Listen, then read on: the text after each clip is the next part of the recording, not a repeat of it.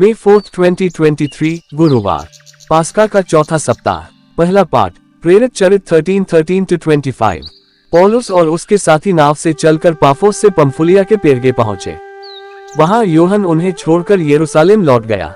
पौलुस और बरनाबस पेरगे से आगे बढ़कर पिसिदिया के अंताकिया पहुंचे।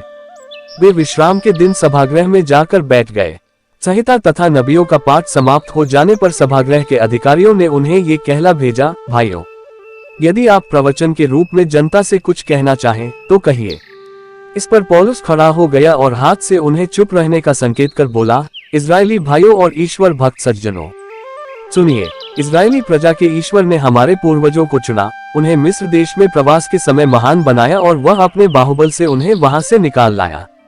उसने 40 बरस तक मरुभूमि में उनकी देखभाल की।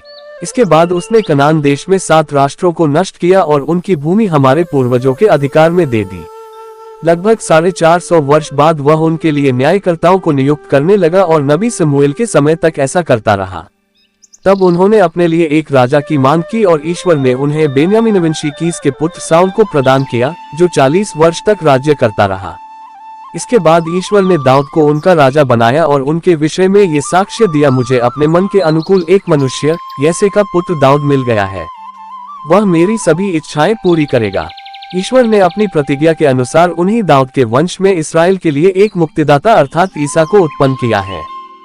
उनके आगमन से पहले अग्रदूत यूहन्ना ने इसराइल की सारी प्रजा को पश्चाताप के बपतिस्मा का उपदेश दिया था। अपना जीवन कार्य पूरा करते समय यूहन्ना ने कहा, तुम लोग मुझे जो समझते हो मैं वह नहीं हूँ, किंतु देखो मेरे बाद वह आने वाले हैं, जिनके चरणों के जूते खोलने योग्य भी मैं नहीं हूँ। सुसमाचार, यूहन्ना 13:16-20। मैं तुमसे ये कहता हूँ, सेवक अपने स्वामी से बड़ा नहीं होता और न भेजा हुआ उससे जिसने उसे भेजा। यदि तुम ये बातें समझकर उनके अनुसार आचरण करोगे तो धन्य होंगे। मैं तुम सबों के विषय में यह नहीं कह रहा हूँ। मैं जानता हूँ कि मैंने किन किन लोगों को चुना है, परंतु यह इसलिए हुआ कि धर्मग्रंथ का ये कथन पूरा हो जाए, जो मेरी रोटी खाता है उसने मुझे लंगी मारी है।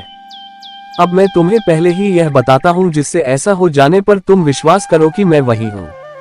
मैं तुमसे ये कहता हूँ, जो मेरे भेजे हुए का स्वागत करता है वह मेरा स्वागत करता है, और जो मेरा स्वागत करता है वह उसका स्वागत करता है जिसने मुझे भेजा। मनन चिंतन। आज के पहले पाठ में संत पौलुस और उनके साथी हमारे लिए ईश्वर की चुनी हुई प्रजा के इतिहास को संक्षेप में प्रकट करते हैं, जिसमें प्रभु यीशु का आगमन उस इतिहास का सबसे महत्वपूर्ण बिंदु है। वे लोग घूम घूम कर प्रभु यीशु का प्रचार करते थे। वे एक जगह से दूसरी जगह सुसमाचार को फैलाने में लगे हुए थे, क्योंकि उन्हें प्रभु यीशु ने भेजा था और प्रभु यीशु सदैव उनके साथ थे।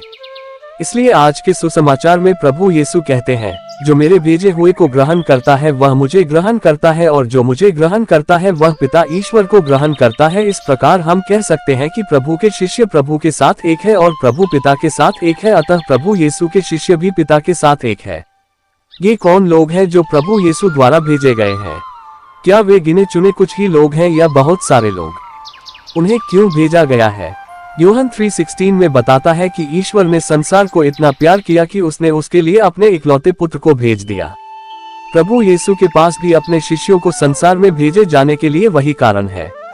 वह प्रत्येक व्यक्ति जो अपने जीवन में ईश्वर के प्रेम को अनुभव करता है, उसका ये कर्तव्य है कि उस ईश्वरीय प्रेम को वह दूसरों के साथ बांटे।